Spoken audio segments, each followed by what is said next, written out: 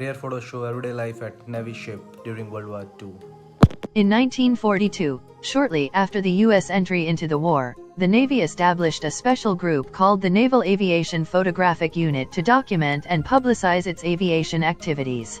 The main purpose of this photographic unit was to promote the recruitment of pilots specifically for the Navy. Radford, the head of the Navy, believed there was competition for a limited talent pool between the Navy and the Army Air Corps, and that attractive, top-rate photography in the press, posters, and leaflets would help the Navy reach its quota of 30,000 new pilots each year.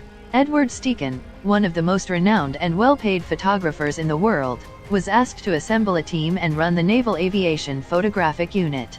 Some of the recruited photographers, like Wayne Miller and Horace Bristol, who would go on to become famous in their own right. One of the lesser-known members of the unit was a young ensign named Alfonso Fons Lonelli.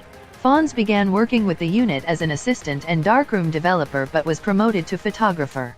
He was given the task of documenting the emotions of the men on the ship and developed his fly-on-the-wall style. After the war, Lonelli's photographs present a complex and paradoxical picture of American life. Lonelli became a highly successful photojournalist for McCall, Life, Fortune, Collier's and the Saturday Evening Post. His photographs for Ladies' Home Journal How America Lives section sympathetically portray post-war consumerist aspiration. Other images document that the security, happiness, and tranquility promised at the end of the war were elusive for many. By the late 1940s, he was rumored to be the most highly paid magazine photographer in New York. In 1948, Lonelli founded Scope Associates, a photographer-run co-op agency. Several members from Steichen's naval unit were represented by Scope, including Horace Bristol and Victor Jorgensen.